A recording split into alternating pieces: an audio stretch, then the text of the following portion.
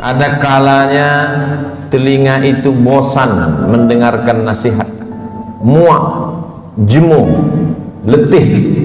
Ada kalanya akal itu tidak lagi bisa diajak untuk berpikir, susah, payah, karena sudah terlalu penuh dengan berbagai macam maklumat, informasi, penderitaan dan kesusahan. Tapi Allah memberikan jalan lain untuk supaya nasihat itu sampai ke dalam hati melalui kisah. Maka kata Allah kepada Nabi Muhammad sallallahu alaihi wasallam, faqsusil qasasa, ceritakanlah kisah-kisah itu, la'allahum yatafakkarun, biarkan mereka berfikir, biarkan mereka merenung sejenak. Selama jantung masih berdetak, selama darah masih mengalir, mereka masih hidup, hati mereka masih bisa diajak untuk berkompromi. Mungkin kalau dinasihati tidak lagi masuk, tersumbat sudah telinga. Mungkin kalau diajak berdiskusi sudah tidak mempan, saking penat dan lelahnya penderitaan. Tapi kisah-kisah masih menyentuh ke dalam hati sanubari manusia, karena nafas masih berhembus, hayat masih berada di kandung badan. Bagi yang lama tidak juga dikaruniai anak, bacalah kisah Ibrahim alaihissalam yang tidak pernah muak dan bosan berdoa, Rabbi habli minas salihin, berilah aku anak yang saleh. Bukan setahun, bukan 2 tahun, 86 tahun lamanya menikah dengan Sarah, tidak juga dikaruniai anak. Menikah dengan Hajar, anak tidak juga datang.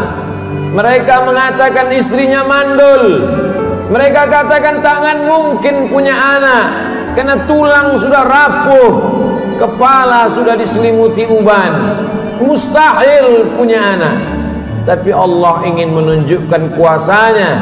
Pagi, petang, siang dan malam dia berdoa, Rabbi habli minas salihin. Akhirnya Allah berikan anak. Bukan cuma istrinya yang muda itu yang melahirkan anak, istri yang dikatakan semua orang mengatakan takkan mungkin punya anak, mustahil punya anak. 13 tahun setelah kelahiran Ismail, Sarah mengandung, lahirlah Ishak. Ketika itu umur Nabi Ibrahim 99 tahun. Allah ingin menunjukkan kuasanya. Innama amruhu idza arada syai'an ayyaqula lahu kun fayakun. Setan berbisik, mengapa dia yang pacaran, dia yang berzina, sekali berhubungan kelamin langsung punya anak? Mengapa dia yang melakukan hubungan tidak halal, tidak ada akad, tidak ada saksi, tidak ada mahar, tidak ada izin orang tua, mengapa begitu mudah?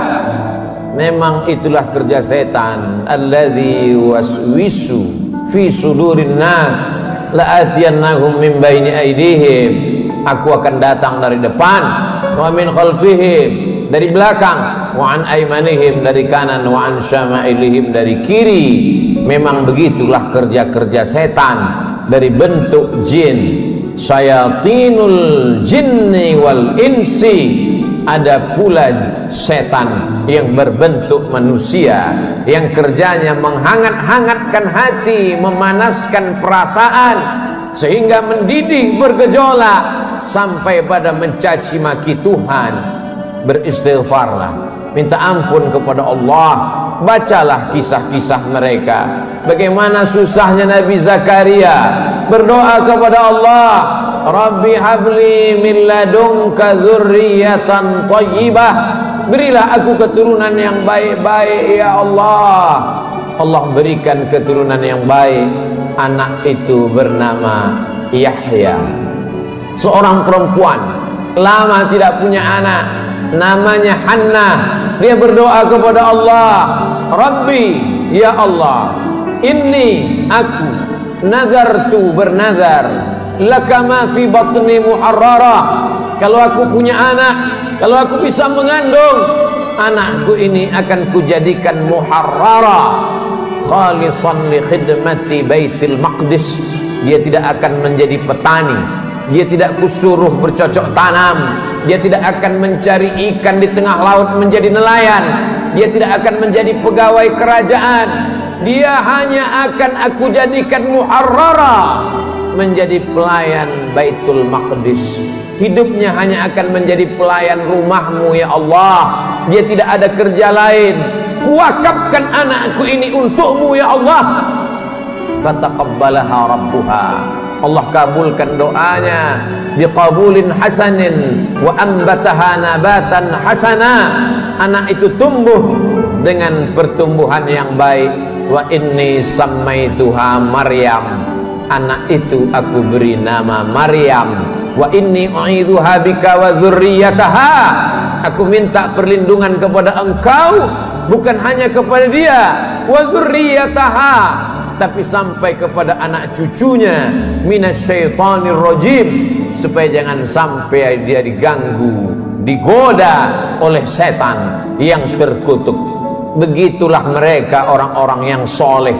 Ibrahim, Zakaria, Hannah, suaminya Imran, satu surat khusus untuk mereka.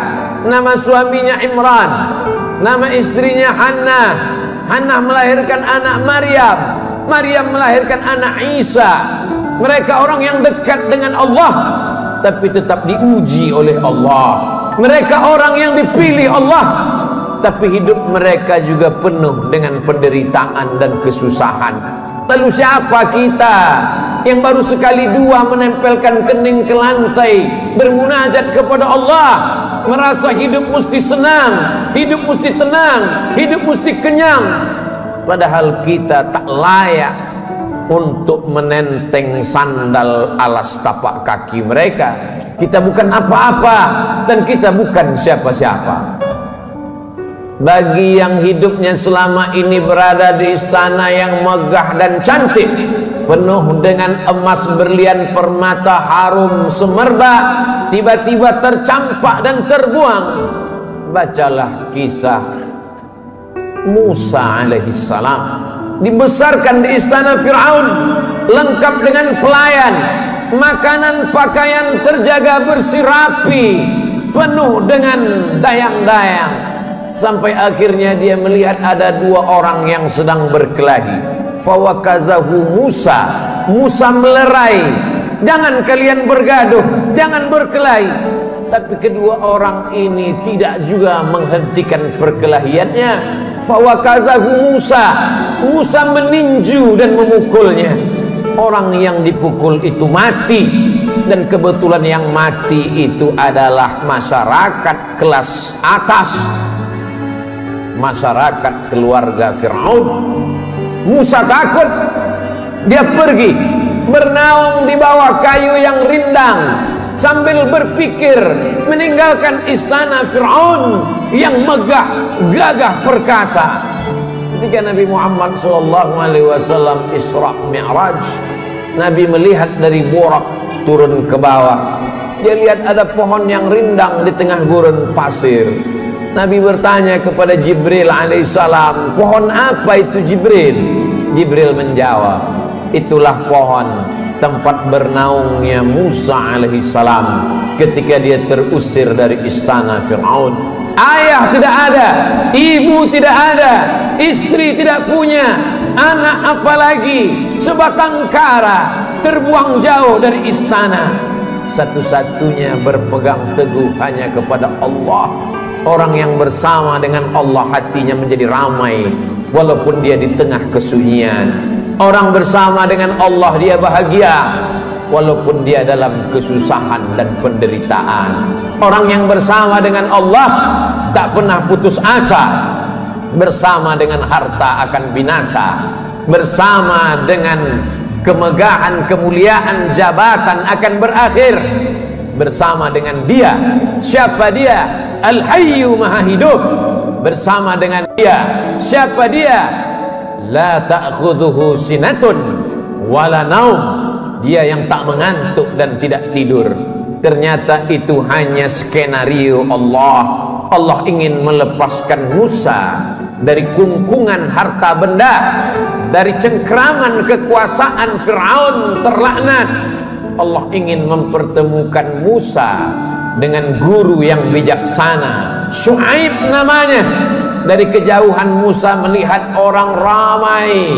Ternyata mereka ngantri untuk mengambil air di sebuah sumur tua yang pintunya tertutup batu yang besar. Tidak sanggup mereka menggeser batu itu, walaupun mereka berkumpul beramai-ramai.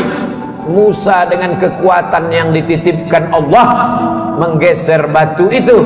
Dengan mudahnya tutup sumur terbuka.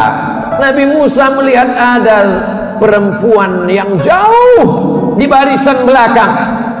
Dia panggil perempuan itu untuk mengambil air. Ternyata perempuan itu membalas budi Musa. Dia mengajak Musa untuk berjumpa dengan ayahnya, karena ayahnya lama mencari pengembala kambing.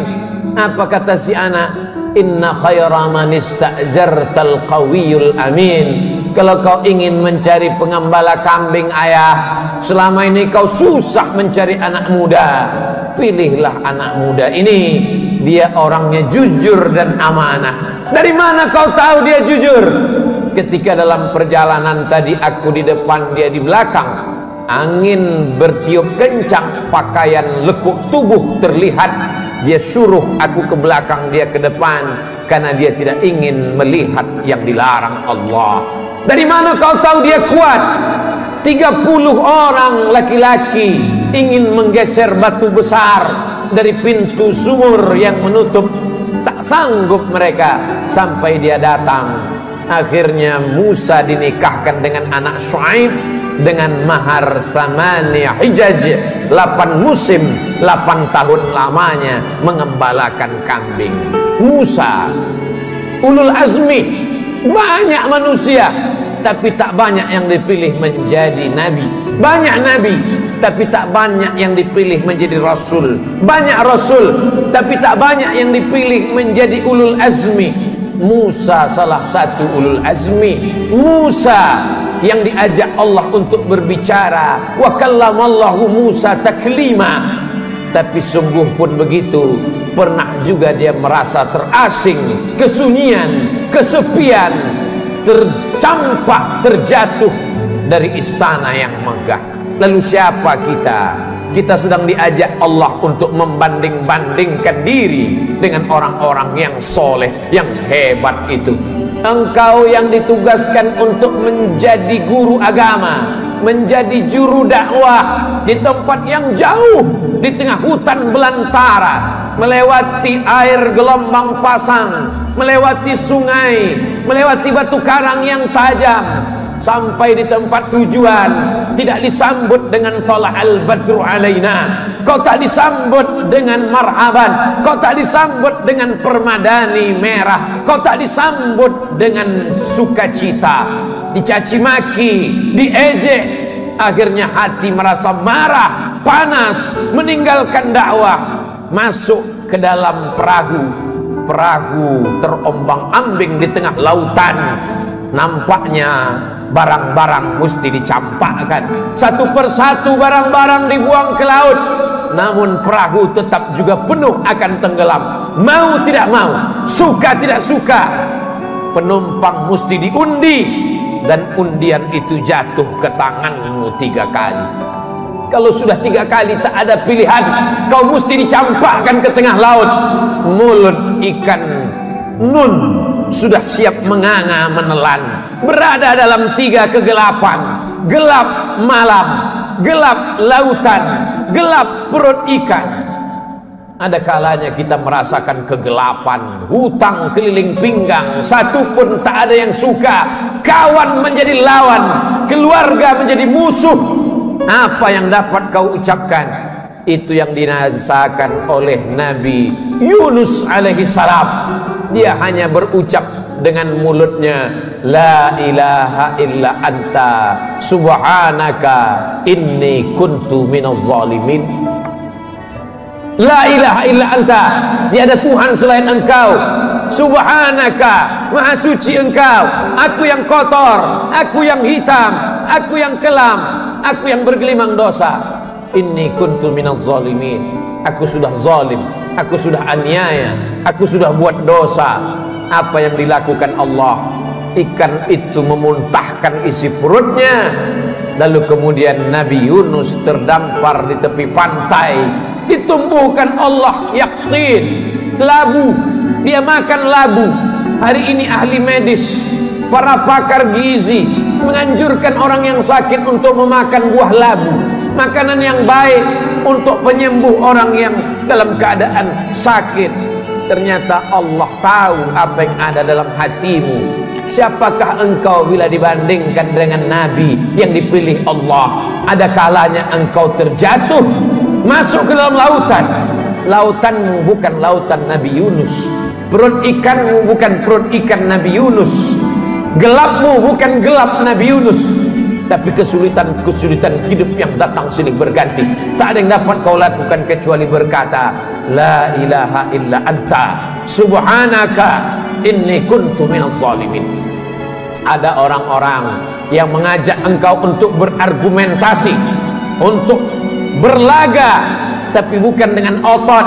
Mereka mengajak engkau berkelahi, berdebat dengan otak. Otakmu cerdas, IQ-mu hebat, IP-mu tinggi, sarjana S1, S2 dan S3, kau akan menang melawan mereka. Mereka bertanya, a'anta fa'alta hadza bi alihatina? Kaukah yang sudah menghancurkan berhala-berhala kami? Kaukah yang sudah meluluh lantakkan sembahan-sembahan kami? Dengan ringan dia menjawab, bal fa'alahu kabiruhum hadza. Bukan aku yang menghancurkannya. Yang menghancurkan berhala ini, patung-patung ini adalah patung yang paling besar. Lihat dari lehernya ada kampak. Dialah yang sudah menghancurkan. Ternyata orang-orang yang hebat berargumentasi itu, ketika dia kalah, dia tidak pakai otaknya, tapi yang dia pakai ototnya, yang dia pakai tenaganya, yang dia pakai kekuasaannya, yang dia pakai jabatannya. Kumpulkan semua kayu-kayu, bakar. Mereka membakar Nabi Ibrahim karena kalah berdebat dengan otak. Mereka pakai otot, jabatan, kekuasaan, tenaganya mereka pakai. Bakar, harriquhu, bakar dia. Tidak ada tempat berserah diri kecuali Allah. Nabi Ibrahim hanya meminta, bermohon kepada Allah. Apa yang dikatakan Allah, apa yang dikirimkan Allah. Allah tidak kirim tayran ababil. Allah hanya berkata, ya nar, wahai api, kuni bardan, sejuklah, wasalaman, selamatlah ala Ibrahim. Api itu redup, api itu yang selama ini membakar, menghanguskan, meluluh lantakkan, membinasakan. Tapi kali itu Ibrahim keluar dari api unggun dalam keadaan salaman ala Ibrahim, selamat untuk Ibrahim. Ibrahim kita ucapkan bukan sekedar pemanis bibir di ujung lidah. Ibrahim kita sebut kama sallaita ala Ibrahim wa ala ali Ibrahim, kama barakta ala Ibrahim wa ala ali Ibrahim.